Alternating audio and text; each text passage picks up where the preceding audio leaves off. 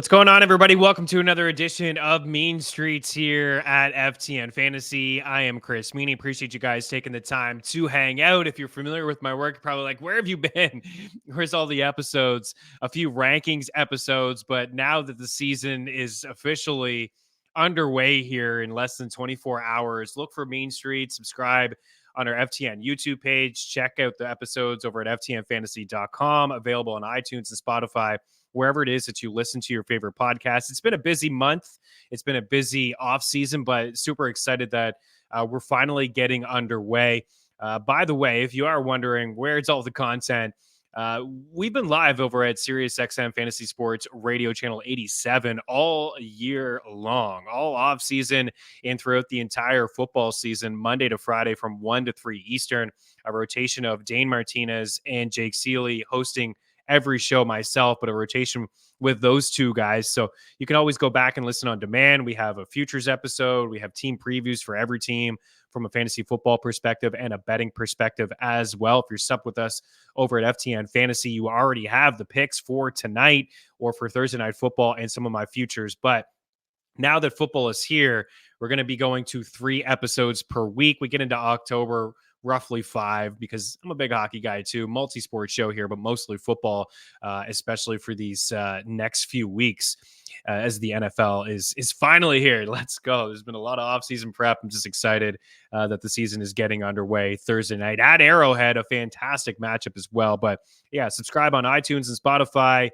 We will have live shows on Friday talking about my favorite picks and props for the week, and also starting sick. Going to answer any questions that you guys have. We'll have waiver wire stuff on Monday. We'll tee up the Thursday night football games always, and we'll tee up the Friday football game in Brazil between the Eagles and the Packers. But today is all about Kansas City and Baltimore. This is a fun game. This is man, the NFL does it right?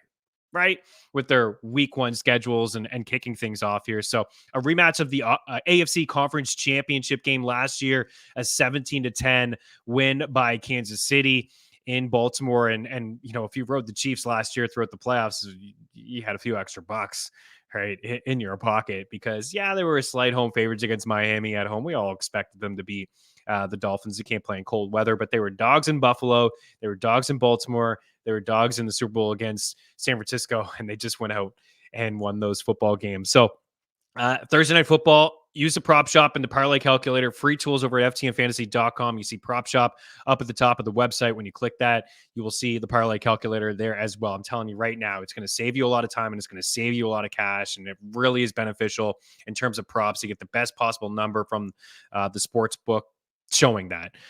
You know, again, if you're unfamiliar, for example, sometimes you can type in Isaiah Pacheco over 2.5 catches. You'll see -110, -150, -160, -175. Why wouldn't you take the -110, right? It's like Google search and it pops up there. And I think it's just one of the several amazing tools that we have. That one is free over at ftnfantasy.com. So using it, I see Kansas City, the best possible number, -150. Baltimore at +130 if you want to back them. The total at 47. KC, 3-point favorites here. I'm just going to set this game up and give you a side on where I'm leaning.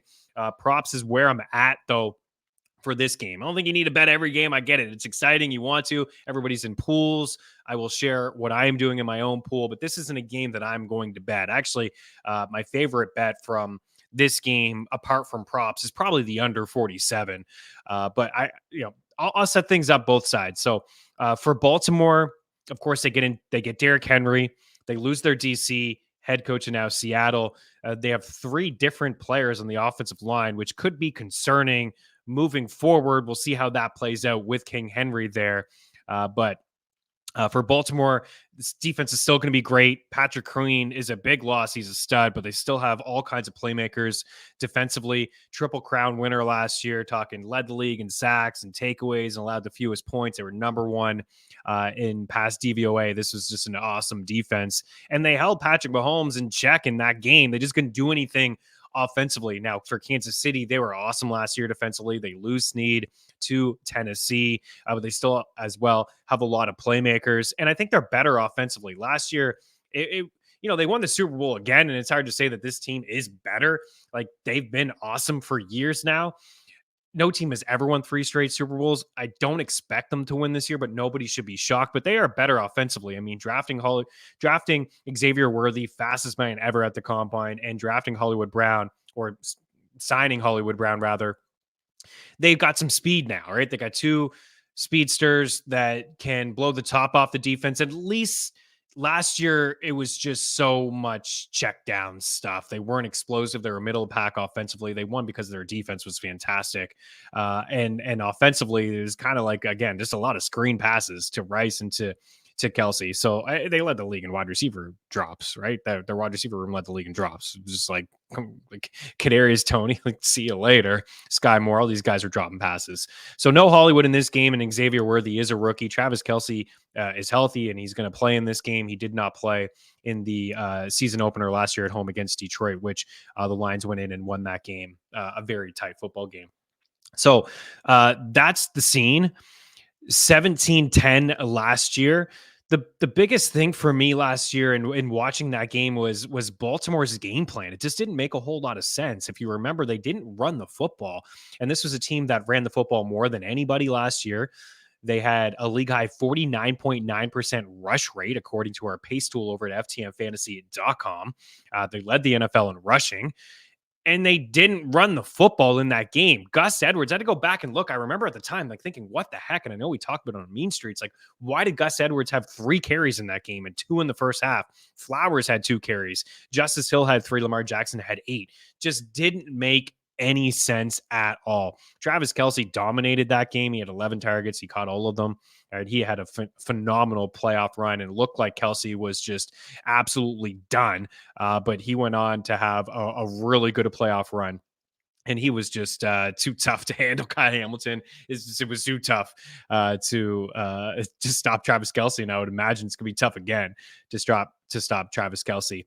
Again, this game should be really good. I would expect Baltimore to lean on their run game. I don't know what that was last year and try to outthink Spags, but it just didn't work. Derrick Henry's rushing attempt prop is 16.5, and I would expect him to get over 16 rushing attempts in this game. I have the lean to Baltimore. I think in my own pool, I am going to pick Baltimore on the money line. In my own pool, you pick winners and you can pick whatever spread you want. And if you go over, like, you can say, hey, I want Baltimore by 7. If they win by 6, you don't get anything, right? If you get the 10 points for correctly picking the team, but you also can't overbet the spread. So it's kind of unique. You can pick your own spread. I'm going to be a coward and just take Baltimore by 1 point. 1 point. I think this will be a field goal game. Our NFL betting model has 24-21 for Kansas City. And the one thing I will agree with in that model is the under, right? I think both defenses are still solid despite losing some pieces. I think they're both really good units defensively. And I think, with Derrick Henry, I think they're going to run the football. They're going to lean on him and do what they should have did last year in this game. And, you can say this and laugh about it. And I didn't even really want to say it. It's like, who wants it more? They both want it, right? It's Kansas City at home, the quest for the three-peat. They, of course, wanted Baltimore as well. Like, the taste of losing, right? I always feel like the quote-unquote rematch does benefit the team that loses. Of course, in football, it's very different because it's X's and O's and new coordinators and just so much goes into it. So it's really tough to sit here and say, oh, I'm just going to pick Baltimore because they wanted more and they lost last year.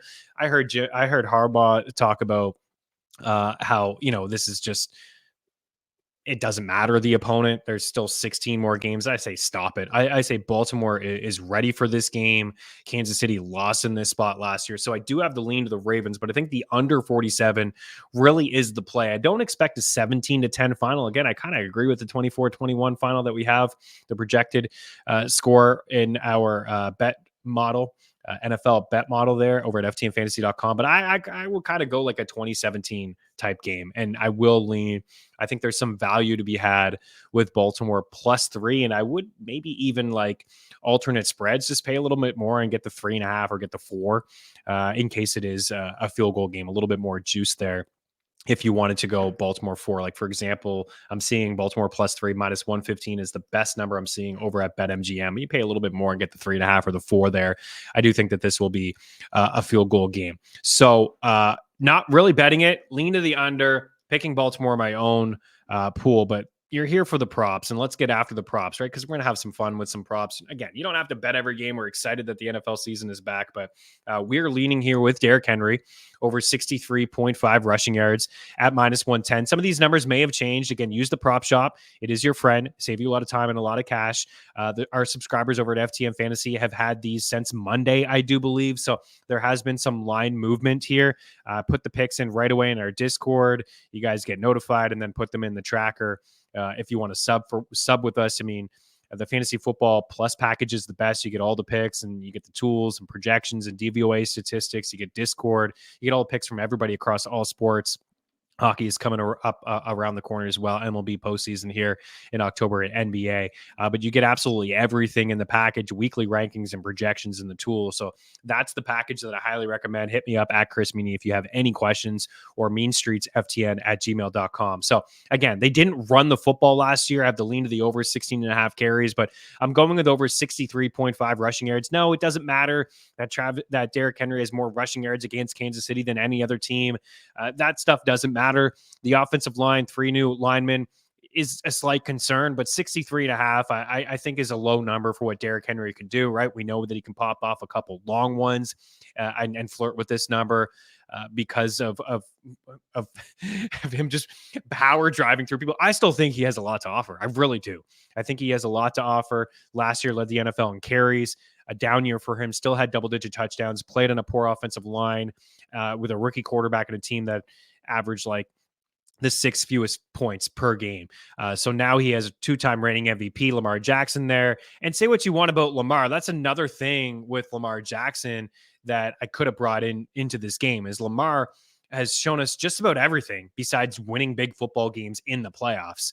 He's won big football games in the regular season. Heck, he is 12-2 against the spread as a dog, and with 9 wins outright. So dude can win some big games, but Mahomes and playoff games, not so much, right? It doesn't really go with my Ravens pick, but and the Chiefs make you look silly every time you pick against them. But that's where I'm at, and I kind of lean with the Ravens here, but nobody should be shocked in Kansas City, and I get it. If you want the safe play, it's KC, but give me the Ravens, and being a little bit different and also feeling like I can go in and make this field goal game and run the football with Derrick Henry over 63.5 rushing yards. Prop shop, get the best possible number. Isaiah Pacheco over 2.5 catches here. I think there's a better number out there at -110, the -115 I saw from Bet365. So for Isaiah Pacheco, he's basically caught everything that is thrown his way in the 2 years in the NFL. In fact, he's got 57 catches on 63 targets in 2 years. My goodness, that is real good. 44 grabs on 49 targets last year in 14 games, 4 grabs in the playoff matchup against the Ravens. But you could see it in the final year of his rookie campaign, heading into the playoffs, more involved through the year, and especially in a sophomore campaign. Jerick McKinnon missed a little bit of time, but he was out there in training camp last year running routes and catching passes from Patrick Mahomes as the starter. CEH is not with the squad. Samaje Perine is a really good pass catching back. I think he should be owned in all fantasy formats, actually. On Thursday, we will talk futures and players that should be owned, and Friday we'll have some picks and some props and start and sit stuff. Well, we can also address some of that. He had 50 grabs last season, which was second on the Broncos. And you look at Jerick McKinnon, who has 13 receiving touchdowns over the last 2 years. He had 9 a couple years ago. So Perine will be involved in some third down situations and red zone packages, but still new to the offense. I don't expect him to have a big role here. So without Hollywood Brown and Xavier Worthy as just a rookie, Isaiah Pacheco over 2.5 grabs. He's had 3+ grabs in 6 of his last 8 games and 10 of his last 14 matchups. So if they decide to take away Kelsey in this game, which they didn't do a really good job of, that will benefit Pacheco to the backfield and Rashee Rice there as well. So over 2.5 catches for Pacheco, -115. Derrick Henry over 63.5 rushing yards at -110. And I am going with Travis Kelsey here, right? Like, until you prove that you can stop him, he had 11 targets in that playoff game, and he had 11 catches. He had 32 grabs on 37 targets in the 4 playoff games as well. Mentioned no Hollywood, Xavier rookie. I like the over 5.5 grabs for Kelsey, and I actually have the lean to the over 5.5 grabs for Rashee Rice as well. Zay Flowers at 4.5 catches. You know, it is a tough matchup. There's no Snead, still McDuffie, still really good secondary in Kansas City. I don't want to just go off last year, but Zay Flowers had a pretty good game, over 100 yards. He had 5 grabs. Mark Andrews wasn't healthy, and I do expect Andrews to be the lead target guy in this offense, but Zay Flowers is the go-to wide receiver 1 on this team. They didn't do a whole lot. They lost OBJ, still have Aguilar. It's a pretty thin wide receiver room. So Zay Flowers at over 4.5 grabs. I expect a couple bubble screens, quick passes over to Flowers. So taking the over 4.5 at minus 114. As you see, the long shot here is Isaiah Likely. And if you've been following my work, I'm a big Isaiah Likely fan, and I expect him to be more involved this year in the offense. Some 2 tight end sets, lining him up wide. He is just a mismatch, and you need to find a way to use him. And you can see how good he was when Andrews was sidelined last year. I think he had 5 touchdowns in his final 5 games. He even had a touchdown in one of the playoff games as well against the Texans, I do believe. So he is a weapon. He is a freak. And if he was on another team, we would be viewing him as a top 5 tight end, because he's already showed us that he can be a top 5 tight end in fantasy when given the opportunity. So I'm in on the touchdown. Again, if you're looking for safe touchdown plays, if that's your jam, Derrick Henry, Travis Kelce, those are 2 guys that I expect to score.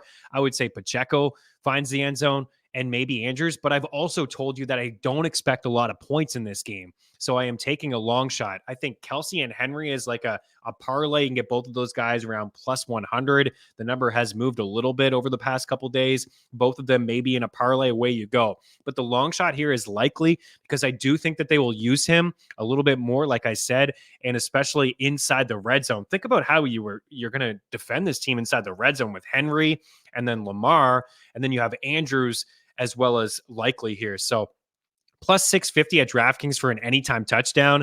I have him at 29-1 over at FanDuel to be have the first touchdown of the game. I would put a unit or half a unit on the touchdown. The first 4 props are all a unit play for me. You can treat that as $100, $100, or however you want to, but a full unit on all of those plays. In fact, I would go like 0.125 units on Kelce to get the unit back. 0.15 units on Pacheco over 2.5 catches to get a unit back. Same deal with Flowers and Derrick Henry. I'd put a unit on Isaiah Likely touchdown here at plus 650, but the conservative play would be half a unit, maybe 0.25 on the first touchdown at 29-1. And how about 2 touchdowns for Isaiah Likely? Why not at maybe 0.10 units at 95-1? That is over at FanDuel. Boom. It feels good to be back. Week 1. Here we go. Ravens and Chiefs. Subscribe on our YouTube page, iTunes, and Spotify. We'll tee up the Friday night football game in Brazil. On Friday, we'll have the live show. We'll have start and sit. We will have picks and props. We will have all kinds of fantasy football talk. Any kind of questions that you guys have, you can always reach out at Chris Meaney, Mean Streets FTN at gmail.com. Mondays, we will recap.